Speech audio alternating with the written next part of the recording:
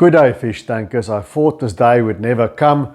We've had this new high-tech aquarium, soon to be high-tech aquarium of mine running on a dark cycle, which basically means you put all the substrate in and you run the filtration and the heating without putting on the aquarium lights. I thought it would never end. The first week I tested the ammonia, it was right up to the maximum, so that was still going then. And I thought it would go a bit quicker because I put some cycled media into the filter compartment, some cycled matrix. And then on the second week we tested the ammonia again. It still was high up, right there, almost at the maximum. And then the third week was yesterday, and I tested the ammonia and bang, it hit zero finally, which means we can put in the plants. Now you'll see here by the wine rack, I bought some in vitro tissue culture, so no snails this time, touch wood, and we're going to finally plant this tank. So let's take the plunge.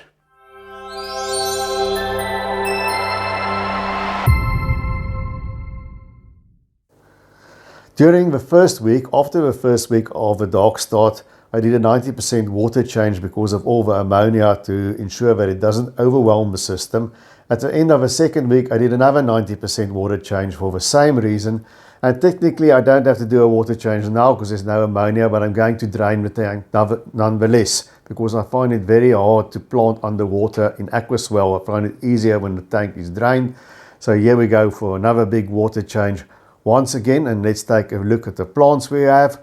We've got Cryptocoryne spiralis, the red version, and then 2 pots of Cryptocoryne crispatula or balancea. These are Tropica pots. The other one was an ADA pot. So I got different brands. And these in vitro cups, the plants are in a nutritious gel that you have to wash off under the tap first. It mustn't go in the tank. And then you divide it up into portions. Here we see 3 cups of crypts. That's what you get out of it. And I've got these needlepoint tweezers, the Aqua Pros. Thanks for the tip, Shark.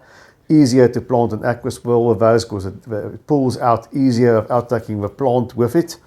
So we're going to put the crypts in the back. We're going to mix up the red spiralis and the crispatula and have a water bottle ready so you can spray them down so that it doesn't dry out.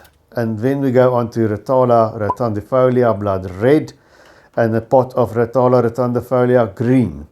And we're going to put that in the back on the left half of the aquarium. These we're not going to mix. We're going to put the green in the corner there in one batch. Over rotundifolia green, so we're going to have a green corner there of stem plants like that, and then right next to it we're going to put in the Rotala blood red, so we're going to have the red plants coming over that big stone once they start to grow. You don't have to put in individual stems, you can just push them in clumps like that. And now we're done with the back of the aquarium. There we have it. Now we're going to have plants in the middle. We're going to have Storagine repens and some Pogostemon halferi, as well as some Hygrophila lancea. These we're going to spread around in clumps, not sort of in a flower bed style like the back of an aquarium. Try to make it an even number of clumps on the sides of the rocks and in the middle so it looks more natural. There we go with the Hygrophila, and that's the Pogostemon. I'm told this is a smaller one. It makes a sort of a star-shaped leaf. I'm told it's quite a difficult one, so I don't know if it will grow, but let's see. Let's try. We do have a CO2 injection now, so now we can go crazy. And we're going to spread that around in clumps. And there's another one. And now we're going to go for the S. repens at the base of a rock. Just spread them around like that. This is now moving into the foreground. They stay short.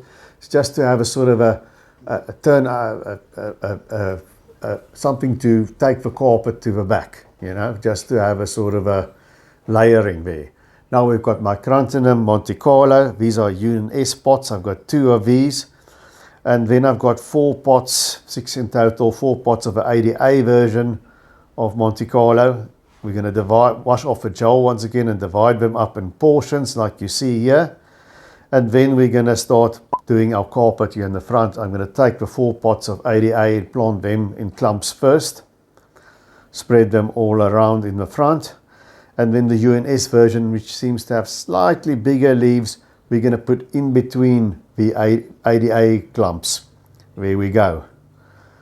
Just like that. And then the idea is, I'm told they'll melt and then come back growing, and eventually they'll form a carpet here in the front, something I've never done, so I'm looking forward to see how it will turn out. There we've got a whole tank planted now. You've got the carpet in front, the clumps in the middle, and then the back of Rotala and Crypts. The Crypts should grow tall with a CO2 injection, and we're going to fill up the tank, just let the water go in gently on the rock so that we don't disturb the substrate. And because my water is very soft, I'm adding Seachem Equilibrium and Seachem Alkaline Buffer. That's why it's so misty right now. And the GH is about 4 or 5 now, and the KH is about 2. And now we're going to set up a CO2. It's the first time I've done this, so I'm going to use a video, and I'll leave a link in the description. One of the local fish store owners, Jock from McMurdo, excellent video. Bang, we've got the CO2 running at about 2 drops per second. And we're up and running. Everything is running now. There's the CO2 bubbling away. We've got the lights on at 50%, the WRGB Slim from Chihiros, and on for about 8 hours. So let's see how this turns out. Okay, fish tankers, here we are exactly 1 week later after planting. Now, as you can look around in the tank, you'll see there's been some substantial growth already. You'll see that there's crypts have spread out towards the top. You can see the carpet there's in, the S-Repens shown some growth.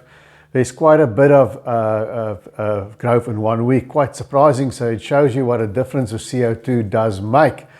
Now, I went and I tested the water again, just to make sure the ammonia is zero, and I also tested the nitrite, the NO2, because that's also poisonous to fish and living things, and that's also at 0.